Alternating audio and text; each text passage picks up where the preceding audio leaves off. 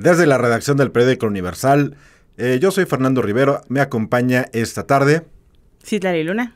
Y esta es una emisión más de Que Ver 321. Con el gusto de que se estén con nosotros y con el placer y el deseo de que se queden a lo largo de esa transmisión una vez más. Hoy, Citlali, en el marco de las Pascuas, la Semana Santa, pues es uno de los temas recurrentes, el cine, la realización de placer producciones. Y deseo para esta Semana Santa, sí. Empezaste muy bien. Buena entrada, deseo buena entrada. De que se queden con nosotros, claro, nada sí. más, por esta semana nada más. A eso atañe la convocatoria. El cine no se ha sustraído, Citlali, a realizar historias relacionadas con personajes bíblicos, con pasajes bíblicos importantes que hasta por los conceptos, por los planteamientos que maneja con respecto a valores, pues siguen vigentes hasta nuestros días. Y bueno, pues qué personaje o más bien qué personaje ha sido fuente de inspiración para realizadores, para directores, sobre otros, pues me parece que el personaje de Jesús de Nazaret, ¿no? Que tanto la cinematografía nacional como a nivel internacional, me puedo decir que todas partes del mundo han hecho sus propias producciones, algunas de mayor presupuesto, otras más modestas, sí. Pero nadie, creo que en ninguna parte en el planeta se ha sustraído a tener su propia versión fílmica, televisiva, incluso hay telenovelas, hay radionovelas que hayan tenido como personaje central estelar a Jesús de Nazaret. Claro, creo que la gente siempre quiere, no sé cómo, podría ser entre morboso, curioso, conocer la vida de Jesús desde diferentes ángulos, ¿no? O sea, de la parte de la madre, justo hablábamos un poco antes de entrar al aire, que Jesús no es el único que tiene sus películas, sus adaptaciones, sus series. Fílmica. Claro, María y todos los que lo rodearon. María Magdalena. Importante, ¿no? Como ese es un tema, es un chismecillo totalmente. De Jesús. O una interpretación, ¿no? Claro. Dependiendo de quién lo plantee, cómo lo plantee y cómo lo lleve ante las cámaras, ¿no? Claro, incluso esta parte que tenemos nosotros en vivo, no sé si existe en otros países, ¿no? Justo estaba viendo que en España hacen como esta representación de la vida de Cristo y estos últimos momentos, ¿no? Previo a su crucifixión. Crucifixión. Una disculpa ahí. Ya bueno, ahí, no sé si quieres que entremos de lleno con las películas. ¿Qué traes? ¿Qué tienes tú? ¿Qué encontraste? O sea, creo que en cuanto me dijiste el tema, lo primero que pensé fue en mi película favorita, que es la de Mel Gibson. La Pasión de Cristo. La Pasión de Cristo. Buena película, creo que sangrienta, pero creo que lo retrata bastante 2004, bien. 2004, me parece. Por ahí te fallo con la fecha, pero esa creo que es, y por ahí rumores de que iba a haber una segunda parte de 20 años después, ¿verdad? 20 años después. Sí. Pero sería interesante ver ahora qué pasó, desde dónde lo van a abordar, qué abordan, ¿no? Qué seguiría, ¿no? Sí, porque obviamente termina con la muerte de, ¿qué más sería? Pues no termina, más bien se ve el legado de su concepto y desde el punto de vista religioso cristiano, el valor de su sacrificio, ¿no? ¿Qué seguiría desde la óptica del realizador, del escritor de la historia y del director? Que se enfoca en otro personaje, ¿no? Además, sí puede ser, también es otra opción, ¿no? Pueden recurrir al flashback, ¿no? ¿Qué dejó Jesús? ¿Qué hizo? ¿Cómo lo recuerdan? O cómo lo honran, si es que se puede decir. ¿Esa es tu favorita? Es mi favorita. ¿Cuál es tu favorita? Pues fíjate que... El mártir del Calvario, ¿cómo se llama? Sí. Más que la favorita, pues es la recurrente en esta época. Y bueno, en los canales de repetición de películas de cine mexicano, pues también es recurrente a lo largo del año, la pueden programar en cualquier momento, hasta de madrugada, y lo curioso de lo que yo leía, esta película en particular, que no es la primera que se hace como Jesús en personaje protagónico en la cinematografía nacional, no es la primera, sin embargo, es la más significativa dentro del tema religioso en el cine. Esta película se hecha en 1952. En 1942, un actor argentino de origen, me parece que se llama José Cibrián, hizo la primera interpretación en el cine nacional de Jesús de Nazaret. El director fue José Díaz Morales y fue la primera incursión de Cibrián en el cine mexicano, porque es oriundo de Argentina, pero también la primera película que dirigió este hombre que se llamó José Díaz Morales. Bueno, esa es la primera, el primer Jesús dentro de la cinematografía nacional, pero es en el 52 que viene Enrique Rambal. Hablando de mi película preferida, pues no sé si es la preferida, pero sí hay mucho que contar de esta, porque a mí me parece que los tonos, que la interpretación que hace Enrique Rambal acerca de Jesús es muy adecuada, tan así que 73 años después sigue vigente, ¿no? La película se rodó en los extintos estudios Tepeyac, que estaban para nuestros amigos de la Ciudad de México, que viven al norte de la capital mexicana, estaban en Avenida Ticomán. Y hoy día, ese predio es parte de talleres de mantenimiento de trenes del sistema de transporte colectivo. Okay. Uh-huh.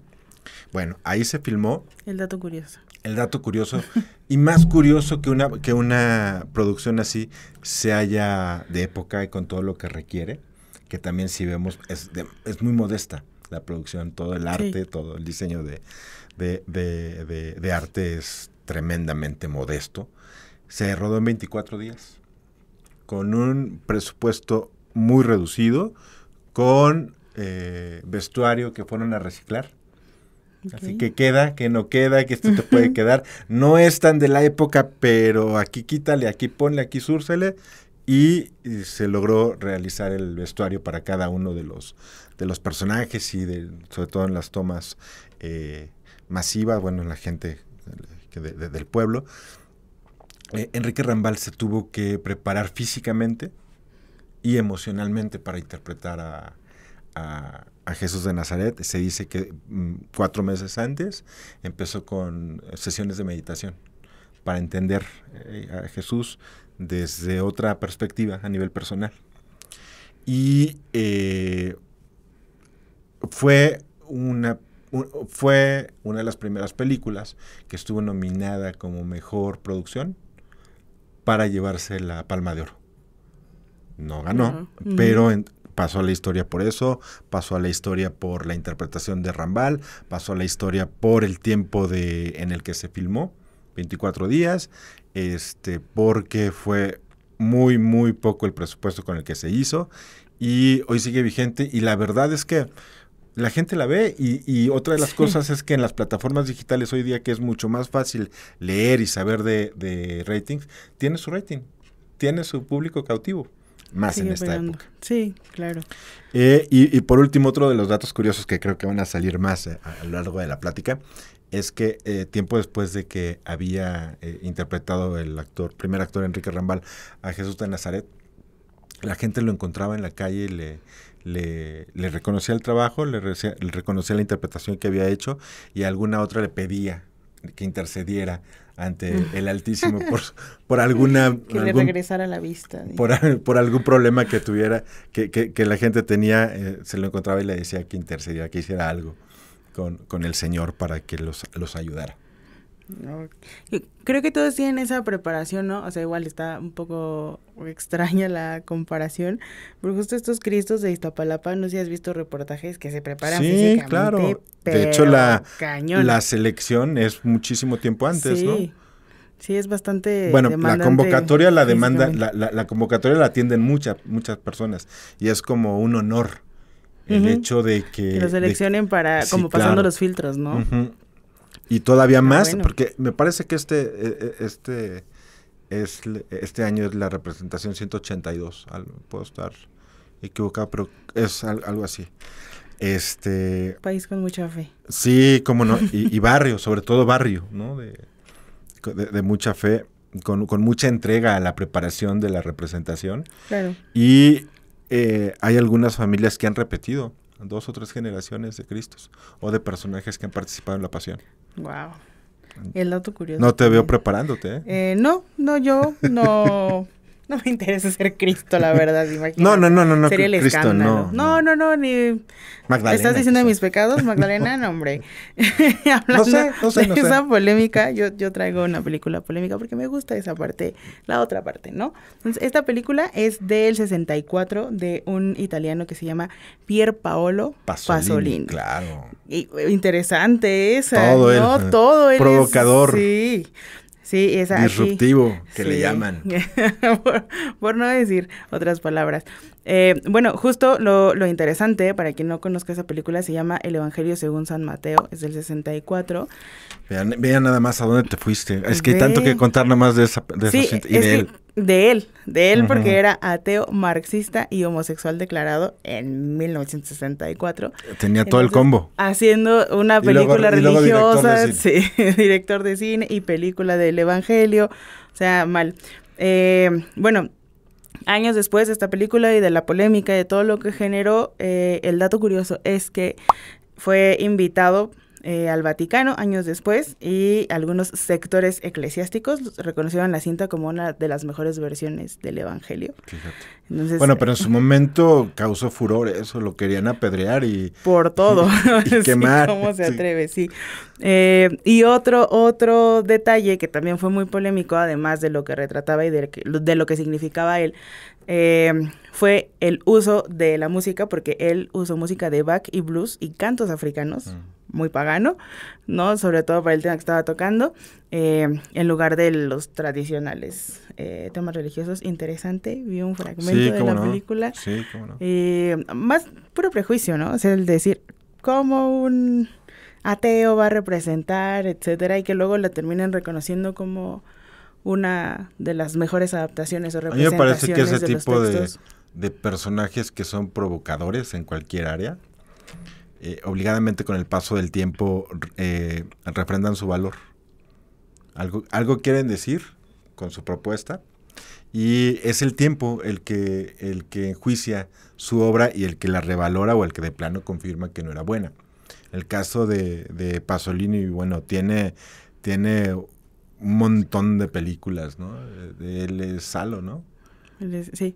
Y de él es el Evangelio y hay otra, Trapecio, me parece.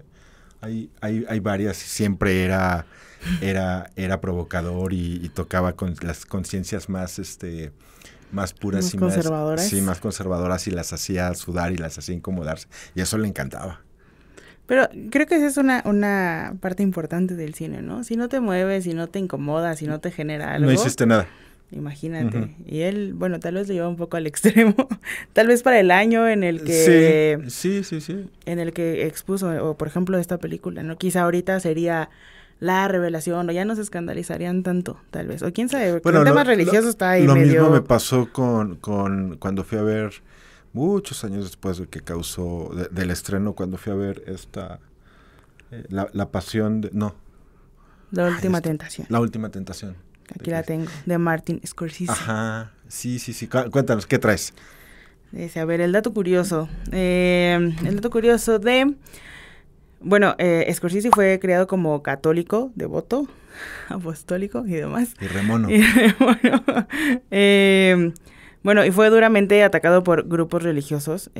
Incluso hubo atentados en los cines cuando proyectó esta película. Bueno, es que ahí desde el nombre, ¿no? Ya te remite y toda la campaña que se armó en torno al filme antes de su estreno, se decían cosas tremendas, ¿no? Sí, y quizá gracias a esta película, bueno, debió haber otras que tocaron ese tema o pusieron ese punto en la mesa, pero... el asunto de estuvo casado con María Magdalena, tuvo una... Hizo vida marital, ¿no? Sí, que... Que rompe toda esta imagen de pureza y de celibato y de poner al sexo como vehículo de pecado, ¿no? Que él aparentemente sucumbió. Sí. O que fue más fuerte su parte humana, ¿no? O decidió también ser humano como lo proponía parte de la historia Y eso, al parecer, incomodó a mucha gente, ¿no? A muchos sectores de la sociedad, Sí, a la iglesia. sí, sobre todo, justo a Pasolini le pasó que lo reconocieron, lo felicitaron, con Scorsese fue así lo contrario, o sea, el Vaticano lo condenó, la peor película, cómo se atreve, y en Francia lanzaban bombas Molotov en salas de cine en las que se estaba exhibiendo esa película. Pero la verdad, no sé ahora qué tanto ruido pueda generar esa película, es del 98, pero creo que Jesús fue muy polémico, no toda fue nada después de esto. ¿Es del 98? Sí, es del 88, perdón, del 88. Pero creo que Jesús pudo tener una vida perfectamente humana con todo lo que eso implicaba, con todos los pecados y todo. Siendo posterior a eso un hombre justo, un hombre ejemplar, claro. ¿no? ¿Y por qué no se enamoraría? Si se enamoró de María Magdalena, o sea, no sentía, no, raro, pero estuvo... Sí, pero son temas que la iglesia, que para algunas personas pueden ser cuestionables y para la iglesia son intocables. Sí. ¿No? O sea, como no justo, hay manera. No sé si has visto El Código Da Vinci. No, fíjate que no. Peliculazas. Que justo habla de una va del árbol genealógico de Dios, que sí tuvo familia, que sí, o sea, incluso hay porque tenía un tipo de sangre muy específico, no sé si AB negativo, positivo, una cosa así, pero súper raro. Y de hecho dicen que todavía queda una familiar con ese tipo de sangre y que es así como la única en el mundo y como que todo cuadra con que puede ser una descendiente directa. Está bastante interesante. La cosa es que todavía haya en la cadena genética. Sí. Hace un par de años todavía estaba viva, era una mujer, no recuerdo el nombre, ya fue hace un par de años, o sea, yo creo que probablemente ya se terminó o algo así porque ya no estaba casada ni nada, como que era lo último, pero justo esa película va de eso, de la otra parte de Cristo, lo que no quieren que se sepa, que sí tuvo una familia, que sí... Y es que inquieta mucho porque en las escrituras, en la Biblia, hay una parte de la vida de Jesús que no se dice. Es de la adolescencia brinca hasta los 30 años. Y los evangelios cuentan los tres últimos años de vida de Jesús predicando el nombre de Dios y la venida del Mesías.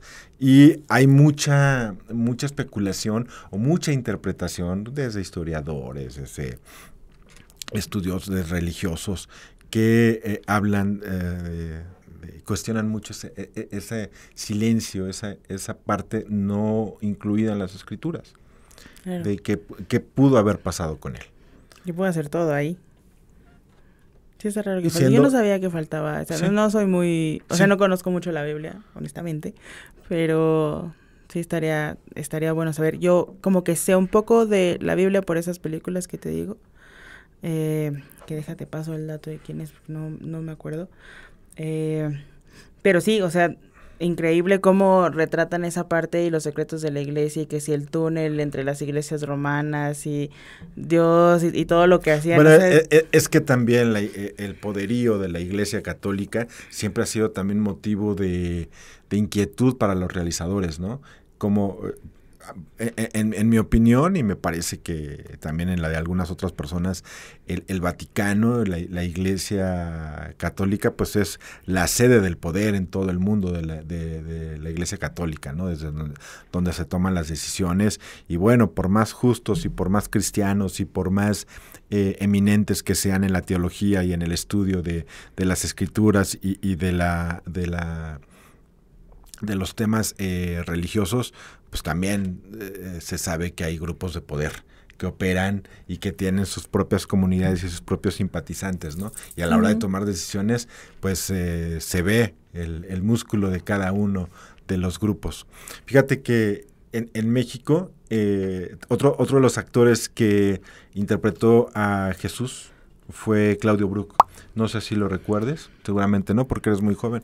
Era un primer actor muy alto, con una voz muy...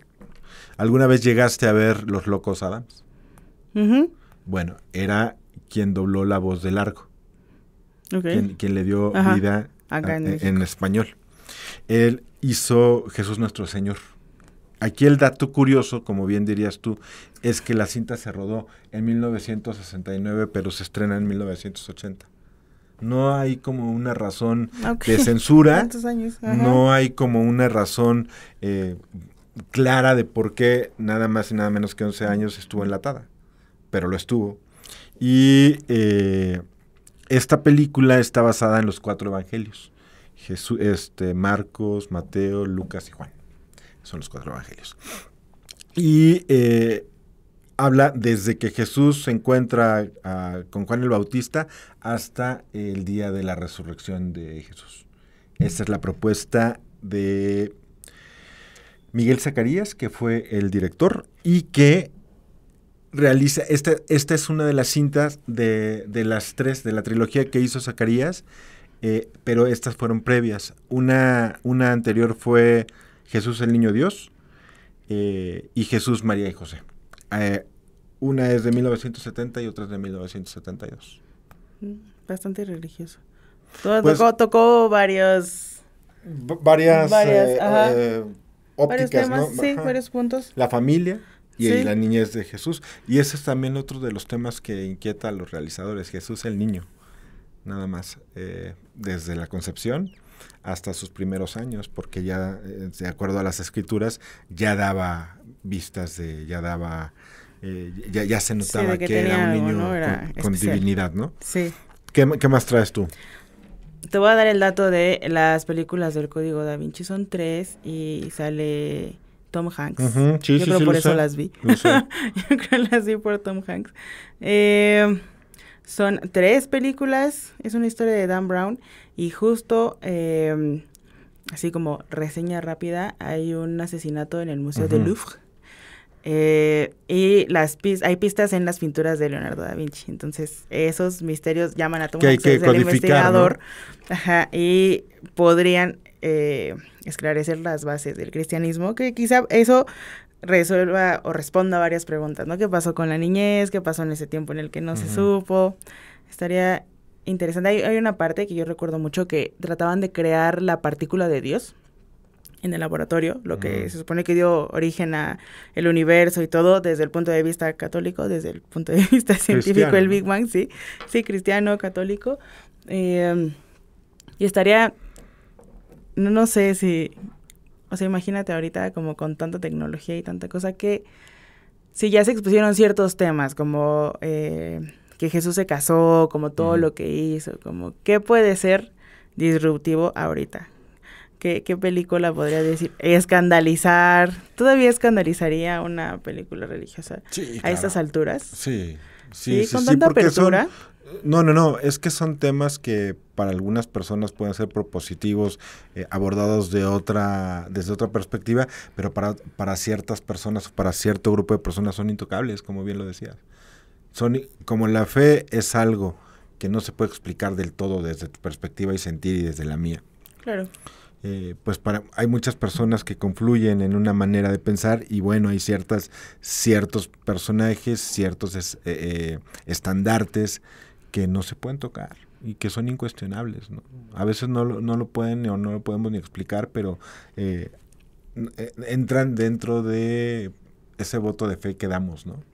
Sí. De que es perfecto, de que es santo, de que es puro, de que es santo, y que ante eso que está más allá de nuestro entendimiento solamente nos queda el sentir, el creer y el depositar nuestra fe. Entonces no se toca o no se cuestiona nada más allá, y quien lo haga es sacrílego, impío, impuro, y no tiene derecho a la resurrección ni a la vida eterna en el paraíso. Sí. Oye, hace rato que mencionaste la de Pasolini, yo traigo otra de Pasolini acá, checando. Salo. Ajá, a los 120 días de Sodoma. De Sodoma, claro. Dato curioso ahí, fue prohibida en numerosos países y Pasolini fue asesinado antes del estreno. Sí. Ese es un gran tema, ¿eh? La vida de Pasolini, era heavy. Le gustaban las sensaciones y las experiencias extremas. Sí, algún día hablaremos de él y de su obra porque lo merece y porque da mucho, sigue dando mucho. Es una gran obra la suya, la cinematográfica, y siempre tiene nuevas maneras de interpretarla y de hacer sentir al espectador, tanto a los que hemos visto su obra como a los que la ven por primera vez. Sería interesante echarnos un maratón de su obra y luego abordarlo. Sí, sí. A ver si lo hacemos. Que vi estas, bueno, sobre todo esta, que es más como una crítica a la hipocresía cristiana burguesa. ¿Tú sabes? ¿La doble moral? Sí, la doble moral, un poco, sí. Justo. Fíjate que... Con escenas de tortura, sexualidad sí, explícita. pues, Sí, poquito, para un 1975. de lo que eran sus inquietudes. Sí. No, y el año también, sí. Sí, claro. Sin miedo a nada, él. Sí, presentando... ¿no? Era, te digo, era disruptivo, ¿no? Sí. Fíjate que una de las constantes que se reafirma con este Cristo que te voy a dar, ¿te acuerdas de Enrique Rocha? Uh-huh. Rochón, le decían los cuates, ¿no? Él protagonizó El proceso de Cristo, que se rodó en 1965, la dirigió Julio Bracho, y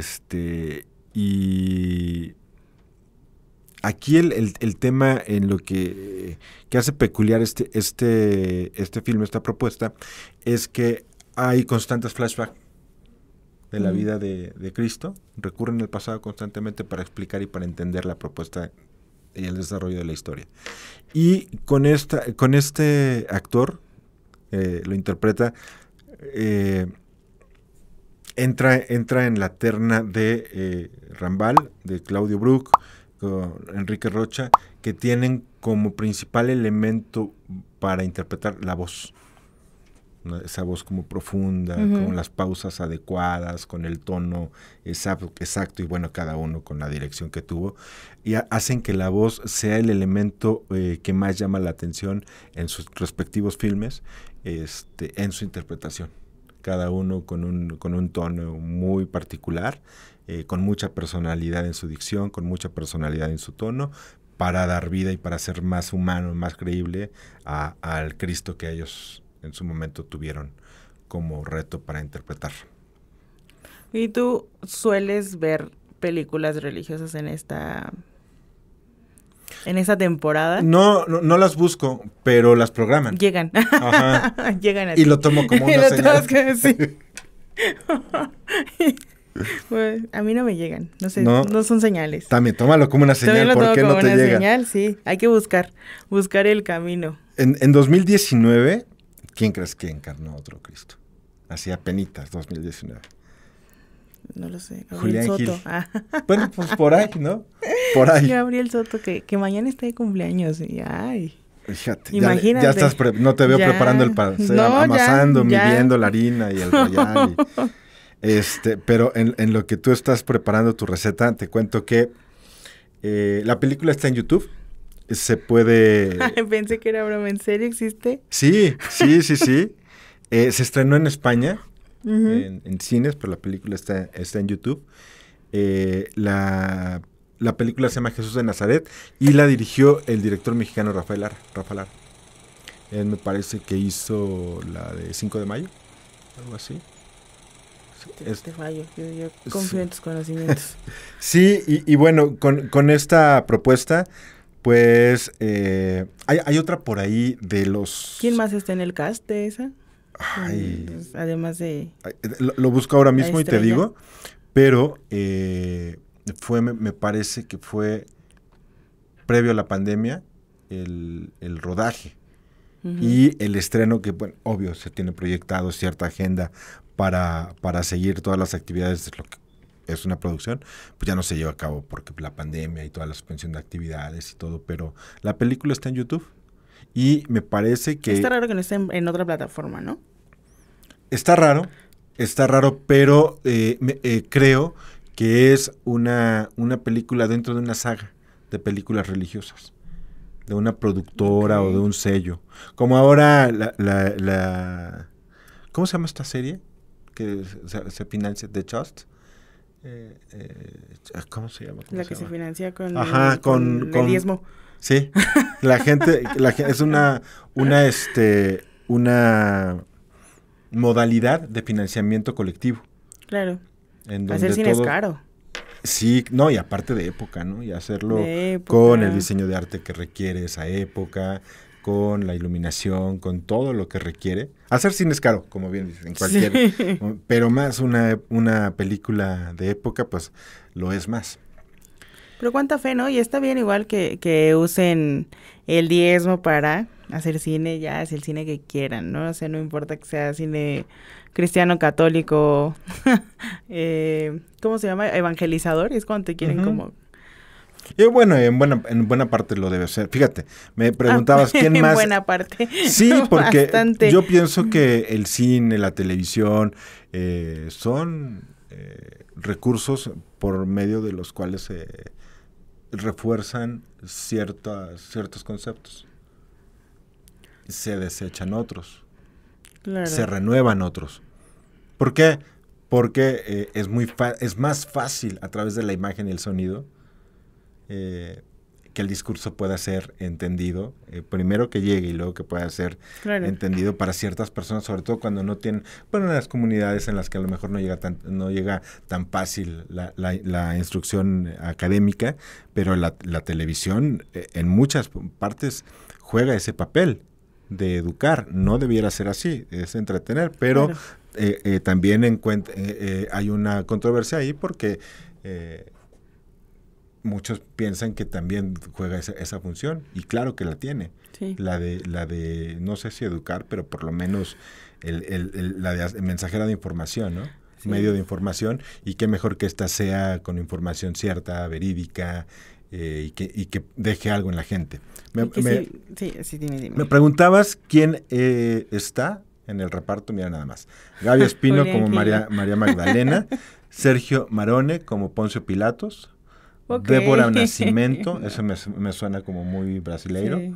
Fernando Allende como Caifás, Carlos de la Mota, el Centurión, Lincoln Palomeque como Pedro Apóstol, Mario Cimarro como Juan Bautista, Sergio Goyri como Sergio Goyri como Herodes, Eugenio Siller como como el apóstol Juan, y Nicolás Furtado como el poseído. ¿Y la viste? De pura curiosidad. No, todavía no, y la verdad es que a lo mejor se queda como una asignatura pendiente. Todavía no he tenido el tiempo suficiente. No, el casting es una cosa... O sea, pero bueno, imagínate a Julián Gil como Cristo, como Dios. Pues mira, ya con Sergio Goyri, pues a lo mejor se me va a antojar ver a los hermanos Almada.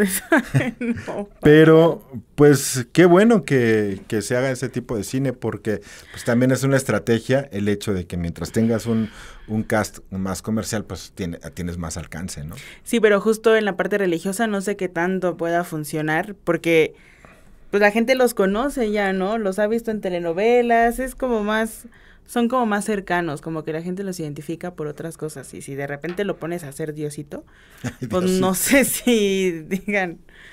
Te va a castigar Diosito. Julián Gil, mira nada más. No sé, hubieran puesto a... ¿Cuál es uno que siempre está en la sopa? No sé. Bueno, William Levy, el novio esposo William Levy ahorita está detenido por andar haciendo trifulca en Miami. Entonces, no de Marjorie, de esta Angelique. Sebastián Rulli. También sale. Y es rubio además, como dicen que era Cristo. Bueno, esa es una imagen muy... Opciones había. Muy eurocentrista, ¿no? Sí, de sí, Jesús, también. ¿No? Sí, justo, no película, pero documental. Te voy a quedar mal con el dato porque fue un documental de YouTube que vi al azar. Bueno, gracias a mi papá, que él sí es un poquillo más hombre de fe. Y justo hablaban que no... ¿Qué hizo mal contigo tu papá? No, lo hizo bien, yo diría. Que según pudieron, como con la tecnología... ¿Hacer como un retrato? Tomar, del manto que le pone su mamá ya cuando lo ve mal. Y así ves que no con fue su mamá. Sí, ¿no fue la Virgen María? ¿Quién fue? El primero le secan la sangre. Ajá, ¿y ella no se lo pone? Yo no recuerdo es su mamá, es la Verónica. Bueno, se lo ponen y queda su rostro en el paño más sagrado, ¿no? Y de ahí lo reconstruyeron y era muy, pues, de oriente, la nariz aguileña, ancha, moreno, alto, muy moreno, no, alto nada, alto y con así, con cuadritos y cabello rubio, no era. Bueno, es que también alguna vez escuché que esa imagen, la primera el chico, era muy joven, con rasgos finos, muy, muy europeos, con facciones muy delineadas. Finitas. Era un dibujo de Miguel Ángel que hizo a uno de sus discípulos por el que sentía gran simpatía. ¿Alguna vez escuché eso? El que sentía gran simpatía. Sí, claro. Entonces, sí. Que no le caía bien. Sí. Y en una de esas le cayó mejor. Pero, sí, probablemente. Pero yo no sé. Esa es la propuesta que hizo a nivel dibujo, a nivel interpretación artística, plástica, digamos, Miguel Ángel. Pero estamos hablando de Europa en la Edad Media. Y bueno, Jesús de Nazaret pues tenía varios siglos antes y bueno, pues nadie sabe nada excepto esos datos del manto que corresponden a una imagen distinta, ¿no? Por decirlo menos. Sí, creo que justo parte de la atracción que tiene la gente por ver esas películas y por la propia imagen de Dios, o sea, más allá de la fe que tengan, sino consumirlo, es porque muestran como esta imagen hegemónica, ¿no? Del hombre perfecto, blanco, musculoso, con cabello bonito. No, eso ya es proyección tuya. Si fuera, no. Estamos hablando de cine, de una imagen cristiana, si fuera, no te proyectes. Si fuera distinto, si fuera tal vez más real, con la nariz aguileña, así más chaparrito, moreno y demás, tal vez no tendría el mismo impacto. O sea, la gente diría, ¿pero qué? Ese no es. Porque incluso en las imágenes católicas, donde está, pues, ya en la cruz, igual tiene el cabello largo y él se ve perfecto en la cruz. O sea, creo que mucho de el pegue o el éxito que tiene en las películas religiosas justo es mostrar como esa... No sé, un estereotipo, con rostro perfecto. Un estereotipo, justo ¿no? El del Mártir del Calvario, cuando era chiquita lo veía y decía, ay... O sea, me parecía muy lindo. No, ya vamos a terminar esto porque nos estamos yendo por otro lado y no es el caso. O sea, creo que eso ojalá. O sea, estaría interesante que hicieran una película con los rasgos reales de... Pues que tenía todo el personaje. Lo que se piensa Julián que Gil no es. No. Claramente. Con uno que sí sea... O sea, que sea más parecido como a esa imagen. Y ver qué tanto puede jalar, qué tanto la gente reconoce. Que tenga los rasgos de una persona nativa de esos lugares. Sí, y cómo nació allá y... ¿Cómo es la gente allá, no? Sí. En promedio. Y cómo es tan europeo, tan inglés, o no sé, tan rubio. No, como... Pues... Ya, no me veas así. No, para nada. Nada más espero que después de que nos despidamos te vayas a confesar porque no... Por supuesto que no. Eso no va a pasar. Fíjate que... no es cine, pero La Rosa de Guadalupe, ahí se fueron mis pecados. Me dieron mi rosa y yo... Sentiste el airecito. Sentí el airecito y bien interesante cómo retratan también el asunto de la Virgen de Guadalupe a propósito de... ¿Y desde dónde y para qué? ¿Y desde dónde? Sí, claro. No, se te da para otro programa. Pero sí, y lo interesante también ahí, hablando de los temas religiosos, es que... La Virgen de Guadalupe es un vehículo para satisfacer, para encontrar tranquilidad y solución a problemas. Y bueno, lo es. La Madre de México. Ajá, lo es. Muy católico. Lo es. Eso no lo estamos cuestionando y de ninguna manera queremos faltar al respeto a la fe cristiana, a la fe guadalupana. No es el caso. Pero el tratamiento que se le da en esta emisión es lo que llama la atención. Dudoso. Sí, lo dudoso, pero lo efectivo. Es muy efectivo porque la fórmula es exactamente la misma, ya la sabemos. Hay una problemática definida, la que sea, pero la fórmula es la misma. Y ese es el éxito, y creo que lo abordábamos también contigo cuando hablábamos del Chavo, de la serie del Chavo, que hay un dato curioso, valga la expresión, que así le vamos a poner los programas que más éxito tienen una fórmula muy definida en donde el porcentaje mayor es previsible. Sí. El planteamiento del problema, la crisis, la rosa. ¿Qué dice el productor que no, No, dice que no, que él plantea el problema, pero también todo... O sea, que en el capítulo te va diciendo todo lo que el personaje tuvo que hacer y todo lo que tuvo que trabajar, y que cuando ya está resuelto el problema, es cuando llega la Virgen, no es así. Ahí la moraleja del programa es que tú le pides a la Virgen y tus problemas se van. Y está bien esa parte de fe, como dices, no se trata de faltar respeto. Hay gente que tiene mucha fe y que realmente la Bueno, Virgen ve les el ha 12 dado de los diciembre en la milagros, villa, ¿no? etcétera, ¿no? Pero sí esa parte como de jugar siento que es un poco un juego con el espectador. O sea, como que juegan con su fe. Sí creo que puedo ayudarle a resolver. Y está reforzando conductas. Sí. Cree en la Virgen y tus programas y tus problemas se van Andamos mal con programas y tus problemas serán resueltos, ¿no? Sí. Es una fórmula que les ha dado éxito y bueno, son 18 años dado éxito. 18 años, programado diario y sigue. Y sigue y con unos números de audiencia tremendos, ¿no? Justo lo que dijiste de la villa, el productor de La Rosa de Guadalupe... Señor Erros. Señor Erros. Fue o es el creador o la mente detrás de Las Mañanitas a la Virgen. Sí, que tiene... Yo no sabía eso. Sí, claro, es que eres muy joven. Claro, hay que lucrar. Sí. Y bueno, ya después lo replicó Azteca y otras, no sé si otras televisoras lo hagan. Y bueno, ahora incluso yo que he cubierto Las Mañanitas a la Virgen, se hacen antes. Una noche o dos antes, cuando la basílica está vacía. Pero antes eran en vivo con el fervor a todo lo que da. Y obvio llegaba a montarse la producción desde antes, pero eran en vivo. Tiene algunos años, no muchos, que ahora son grabados porque hay elenco que ya es mayor de edad, muy mayor, por temas de seguridad, por temas de logística, pero antes la mayor parte de los años que lleva haciéndose esta transmisión era en vivo. Wow. Mucho tema religioso. Mucho tema religioso. Ojalá y Tati cante Las Mañanitas este diciembre otra vez. Ojalá y saliendo de esta transmisión tú vayas a confesarte. Eso no va a pasar, Fernando. Muchas gracias. Gracias por haría sentir muy bien, de verdad. No, hombre. Y por lo tanto, pues no nos queda nada más. No tomen ni la ceniza, ¿qué te digo? Qué barbaridad, qué barbaridad. No nos queda más que agradecer que nos hayan acompañado en una emisión más de Que Ver 321, con placer y con gusto de que se queden. Aquí el placer y el gusto se quedan restringidos en estos días nada más a la compañía, pero estamos atentos a que nos vuelvan a acompañar en la siguiente entrega. En la producción el señor Darío Soto, desde la redacción del Universal, Citlali Luna. Así es. Y Fernando Rivero, que esperan que nos acompañen en la próxima. Y mientras tanto, que se encuentren muy bien. Hasta pronto.